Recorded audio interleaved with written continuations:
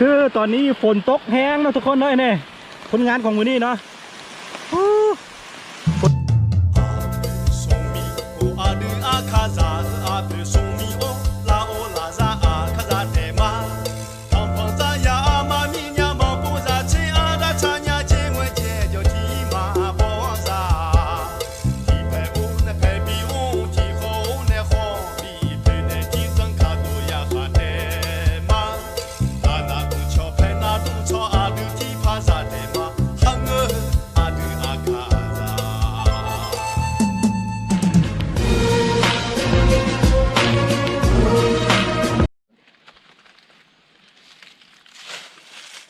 สบายดีแล้วก็สวัสดีทุกคนที่กำลังติดตามพักชมเนาะยินดีต้อนรับสู่ซองอาคาน้อยวันนี้อยู่กับค่อยคำศรีคือ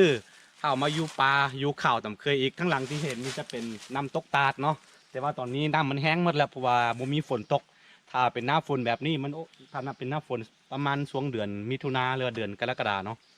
จะมีน้ำตกที่สวยงามไม่หลีเนาะเดี๋ยวติดตามยาวๆไปวันนี้คือเข้าป่าแล้วก็มาเอากับหนูเอาเกาติดหนูนะมาติดนกกินน้ำบอลถึงเทิงพุ่นเนาะค่อยที่ตามย่อๆไปเพราะว่าจะมีเฮ็ดกิจกรรมหลายๆอย่างในป่านี้เนาะโอเค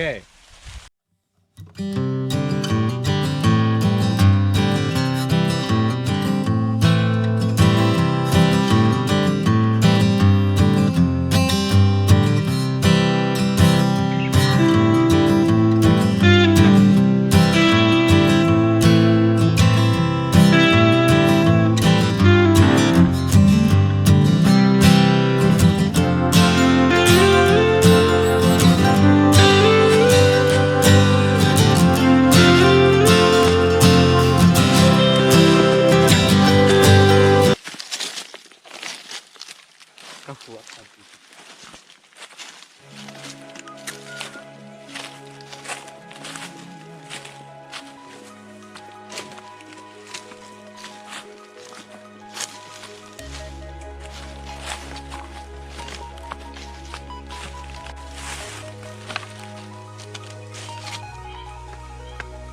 นี่เราจะเอาเก่าเนาะมาแปะไว้แล้วก็ไปเสียบไว้ตามที่มีน้ำเนาะเสียให้นกมันขึ้นมาจับบนนี้มันจะคึกเลย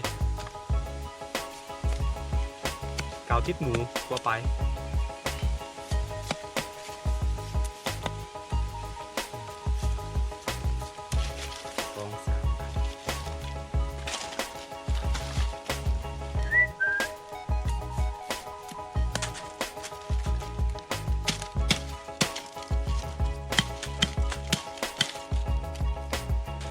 นี่เห็ดจักประมาณ5-6 เล่มก็ได้เนาะ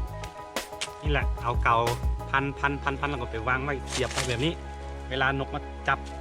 มันบ่สั่งมาดบินหนีเนาะเก่ามันจะยึดเหนียวยึดติดเลย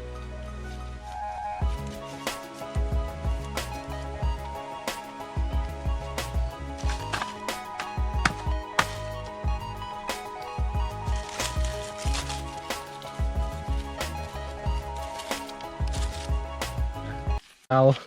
เก่านี่เนาะติดใส่ไม้ก็ไปวางไว้เป็นจุดเพื่อให้นกมาจับนี่แหละเก่าธรรมดานี่แหละ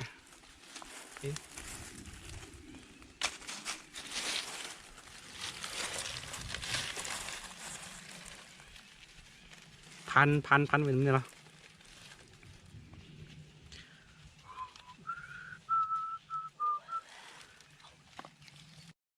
นี่เห็ดแบบนี้ง่ายๆพันไป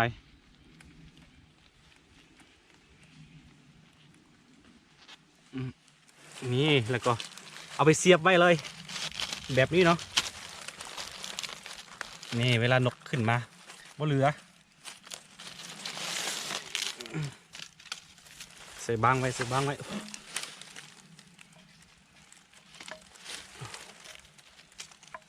ต่อไปทำเหมือนเดิม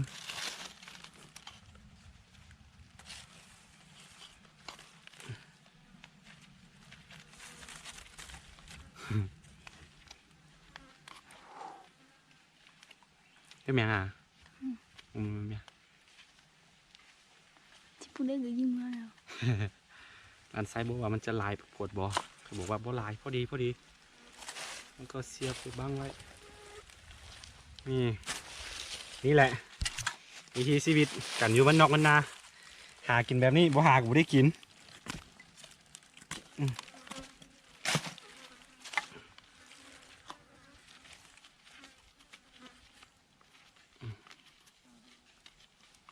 ชึไอ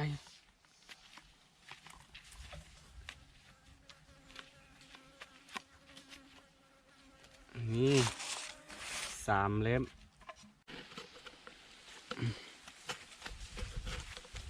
ลองชิมมึง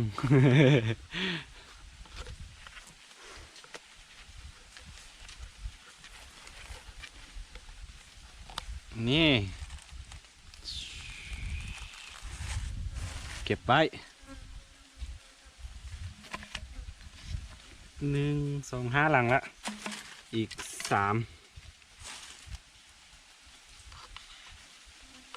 ไปเรื่อยๆเนาะแบบนี้แหละ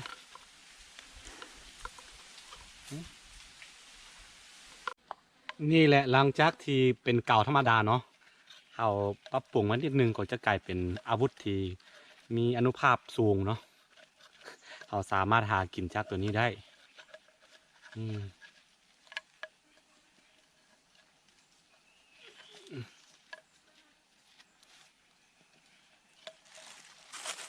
โอเคไปวันนี้นะไปวางไว้เป็นชุดวันใดมีน้ำเขาจะวางไว้เนาะวางไว้เดี๋ยวอีก2-3 ชั่วโมงเราค่อยมาเบิ้งอีกทีนึงไป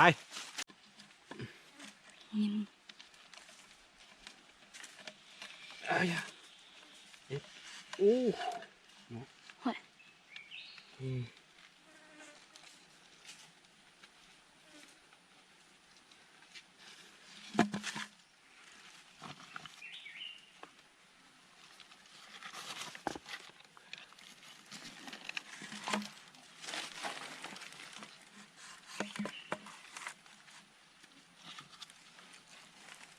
ดีเลยนะ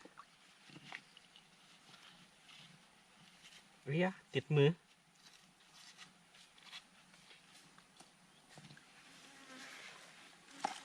โอเคเวลามันสิบีนขึ้นมาเก็นน้ำเนาะมันต้องมาจับพี่แน่นอนไปต่อ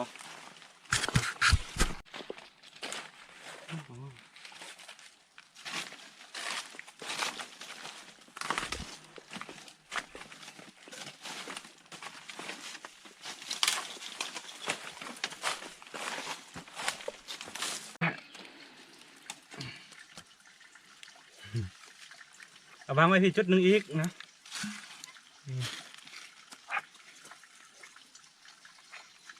เฮีย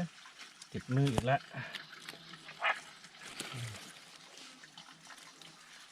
ไปต่อ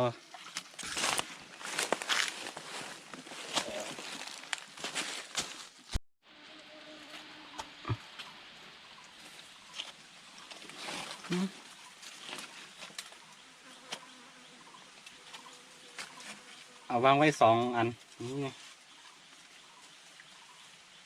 แกบอายุติดกันหมด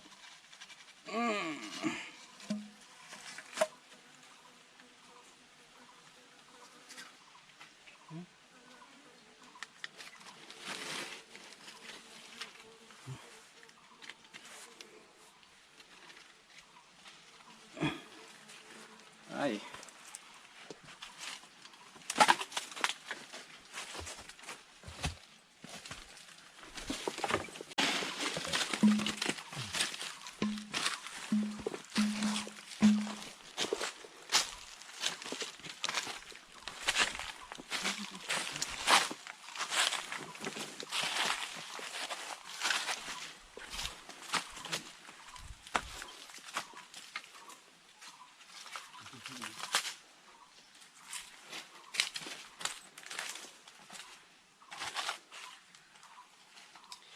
น่าจะมีนกกินอยู่ข้างบนนี้หมดเนาะคิดว่าน้ำมันแห้งหมดแล้วความจริงมันบ่แห้งเนาะอยู่เทิงนี่ยังมีหลายอยู่โอเคตอนนี้เรา วางมัดแล้วเนาะขั้นตอนต่อไปก็คือเฮาสิรอประมาณ2-3 ชั่วโมงเราสิมาเบิ่งอีกทีว่ามีนกมาติดอันเก่าของเฮาบ่เนาะโอเคขอให้รออีกประมาณ2 ชั่วโมงแล้วเจอกัน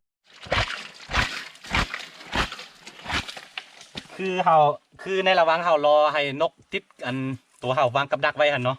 เฮาหาอาหารเที่ยงเพราะว่ายังบ่ทันกินข้าวเทื่อนี่เขาสิจับปลาน้อยๆแบบนี้เนาะไปเฮ็ดอาหารนี่เมื่อกี้ได้ละตัวกบน้อยขับปลาสมุดตัวเยอะแบบนั้นเต้าห้าวสิเดี๋ยวสะ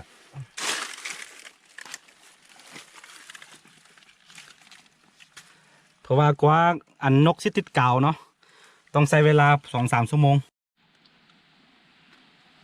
นี่จะเป็นอาหารของมื้อเที่ยงเป็นง่าย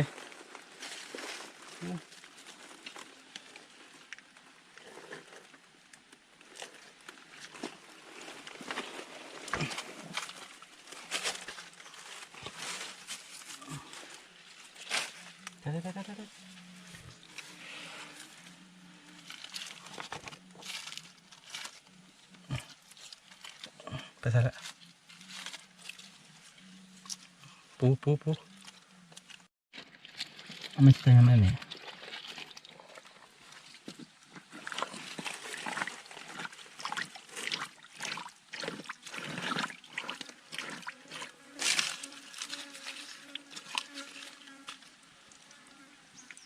เดี๋ยวหลายคนที่สงสัยว่าเดี๋ยวเอาน้ำออกหมดแบบนี้สิให้นกกินน้ำบอนได้เนาะบ่ต้องย่านเนาะมีหลายอยู่เทิงมีหลายเนาะน้ำคือเมื่อวานนี่คิดว่าบ่มีน้ำเอาวันนี้ขึ้นไปเบิ่งโอ้โหน้ำเต็ม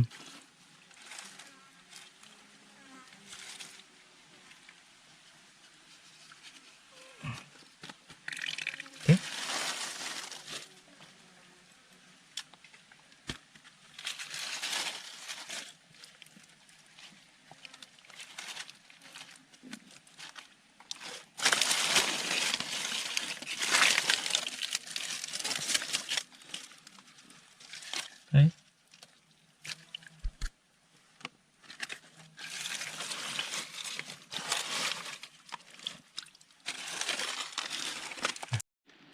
นี่อาหารของเขาเนาะอาหารมื้อเที่ยงของเขาเอาเซลตัวนี้ไปเฮ็ดกินไปมกกินโอ้ยทึกนกได้ตัวหนึ่งแล้วหลังจากผ่านไปประมาณ30 นาทีเนาะนี่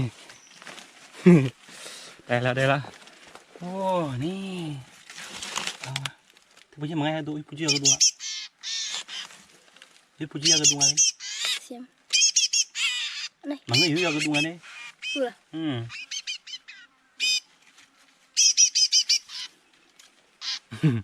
Ni lại tiết cào à rồi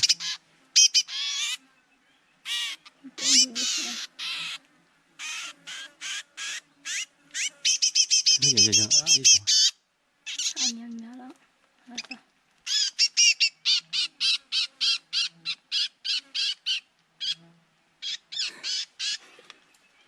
Mới trong ma bích chuộtนี่ได้ละตัวหนึ่งอุทานี่มัน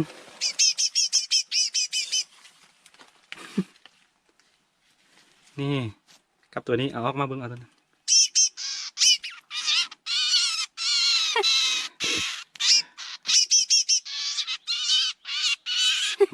มัน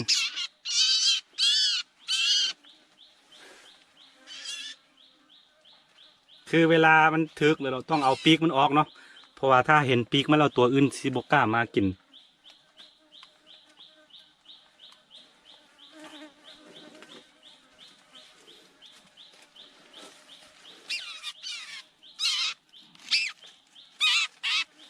ไปทำอาหารอีกไปทำอาหารกินอยู่ที่เดิมครับทุกคนครับนี่ปลามาพี่นี่อาหารเที่ยงเนาะคือตอนแรกว่าเราสิย่างนกกินแต่ว่าโบย่างแล้วนี่ได้นก3 ตัวนี่1 2 3 ตัวโอ้ยเฮ เอาซิมกปลาน้อยๆนี่กินก็พอละตัวนี้เอาไปเฮ็ดกินในบ้านเนาะ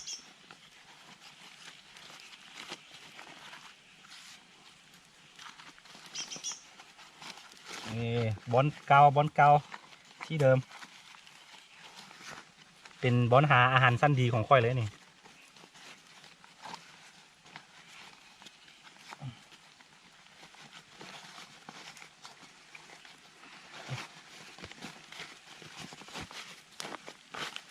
นี่เนาะมกกิน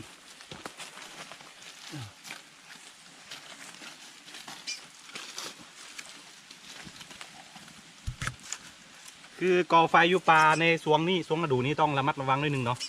เดี๋ยวได้ไฟไม่ปลาได้ต้องระวัง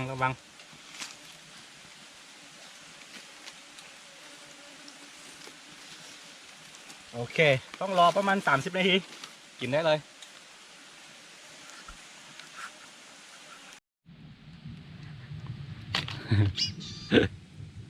ให้เอาสินี่ได้3 ตัว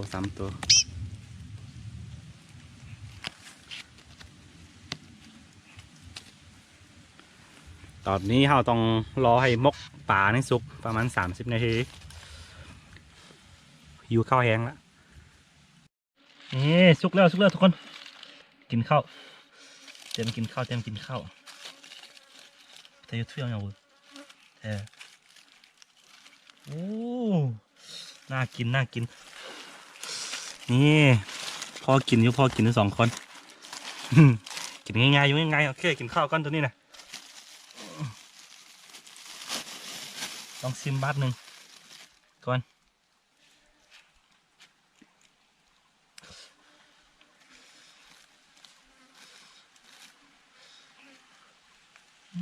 มันคืออย่างนี้ซิมก่อนครับมือสั่นเลยหิวกดแล้วก็นี่เอาใบอันเพี้ยฟ้านเนาะกับไซมันจะคมโอ้โหสุดยอดเลยเสื้อตากล้องเขากิน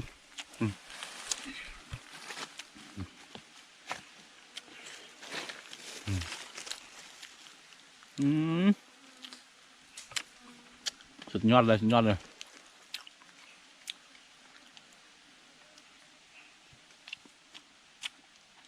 คือหลังจากที่เรากินข้าวอิ่มแล้วเนาะเอาสิไปเบิ้งอันเก่าฮะเดี๋ยวบางทีสิมีนกไปทึกกินข้าวมื้อเที่ยงลูกออสตัวฮวกเนาะตัวฮวกกินได้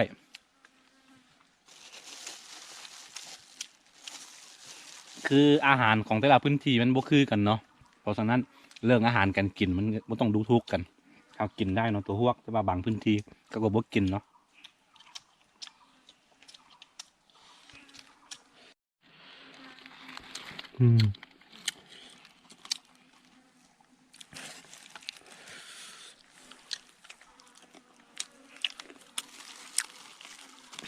เรื่องตะกล้องเขา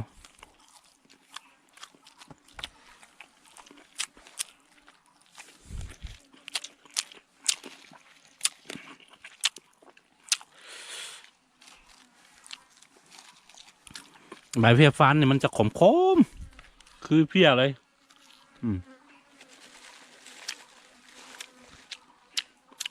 สุดยอด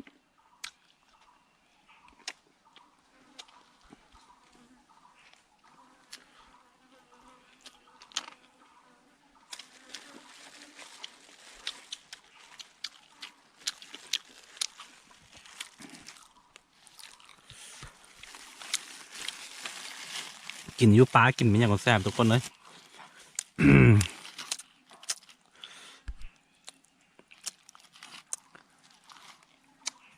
คือหลายคนที่สงสัยว่ากินข้าวยูปลาคือบ่ให้เจ้าที่เจ้าทานกินก่อนเนาะคือเขาให้กินก่อนแล้วนะแต่ว่าเขาซีโบไทยเนาะเรื่องแบบนั้นเนาะเพราะว่าเขามีความเสื่อคือก่อนที่กินข้าวต้องให้เจ้าถิ่นเจ้าทานหรือว่าเจ้าปลากินก่อนละแต่ว่าอันนี้เขาซีโบไทยออกอันประเภทนี้แบบนั้นเนาะ ราะเขามีความเสื่อหลายๆอย่างที่แบบมีพิธีเฮ็ดหรือว่ามีความที่เขาต้องเว้าเนาะเพราะฉะนั้นเราสิบ่ไทย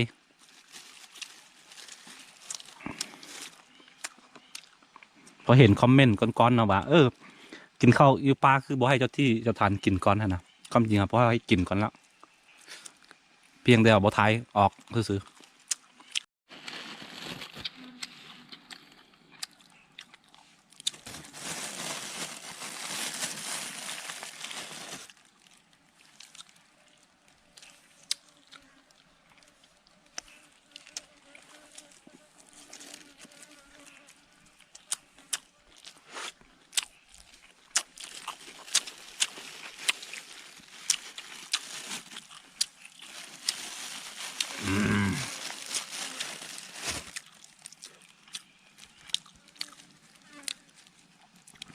โอเคทุกคนตอนนี้สิกินข้าวดีๆกัน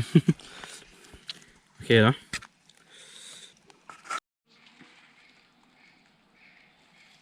โอเคทุกคนหลังจากที่เฮากินข้าวอิ่มแล้วเนาะเฮาก็สิไปเบิ่งเก่าที่เฮาวางไว้ตามจุดเป็นจุดเนาะบ่ฮู้ว่าสิมีนกมาทึกบ่เนาะตามนี้เอาไปนี่บอนที่เฮามายิงไก่ปลาเนาะคือคลิปก่อนคลิปประมาณ2 วันที่แล้วเนาะคือยักษ์ในน้ำยักษ์เบ้าเนื้อหนึ่งเนาะคือข่อยยิงไก่ปลาแท้ๆเนาะแต่ว่าข่อยเวลายิงข่อยบ่ได้ไทยเพราะว่าคลิปก่อนประมาณ2 เดือนก่อนเนาะข่อยเอาปืนยิงแล้วก็ไทยหั่นนะมันมีปัญหากับ YouTube เนาะติดเหลืองหมดเลยเนาะต้องเข้าใจเพราะว่าก่อนสิได้วิดีโอหนึ่งมานะต้องใช้เวลาหลายมือเติบเนาะไทยเองตัดต่อเองแบบนี้นะมันยากเนาะต้องเข้าใจเนาะมันเท่าก็รู้สึกน้อยใจเหมือนกันคือข่อยยิงแต่แท้เป็นไก่ปลาแท้ๆเนาะแต่ว่าข่อยบ่ได้ไทยตอนยิงเนาะเพราะว่าไก่ปลาเท่าซิมัวได้ไทยแล้วบ่ได้กินเนาะมันสลัดอีหลีโอเคหวังว่าเข้าใจเนาะโอ้ถึงว่าปักแดงนะได้ตัวนี่ได้ตัวนึงโอ้จริงอ่ะนี่ได้ตัวนึงอีกแล้วโอ้ยติดนี่พยายามต้องเอาขนมันออกให้ไกลที่สุดเนาะเพื่อว่าฉันเห็นคนเห็นนกมันเนาะเดี๋ยวตัวอื่นสิบ่มากิน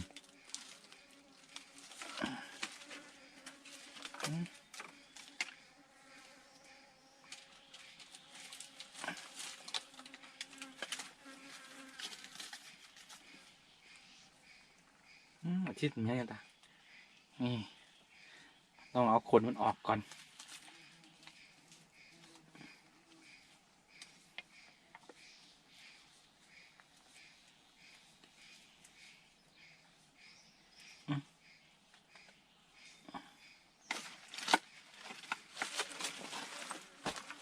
เสียบไว้ที่เดิม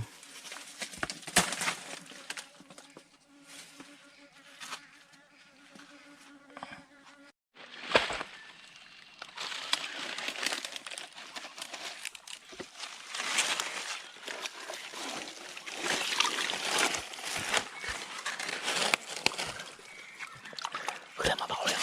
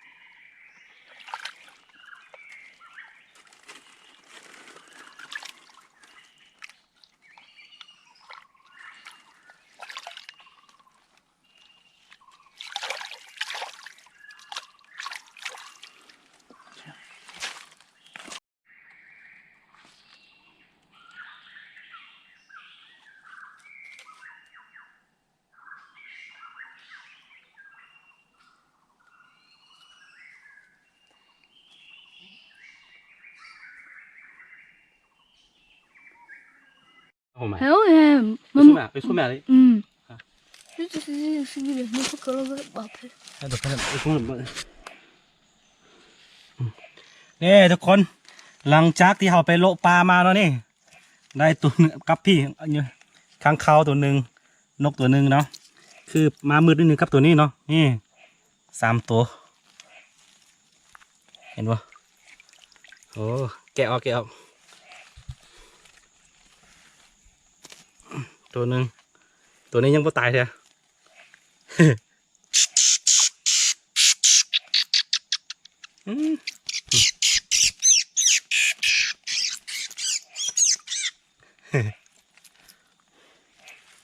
ตั้งเขา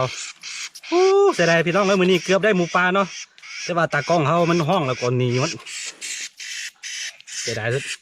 หมูปลาโคตรใหญ่ไอ้ตากล้องเฝ้าอยู่คนเดียวแล้วมันย่านเนาะก็เลยห้อง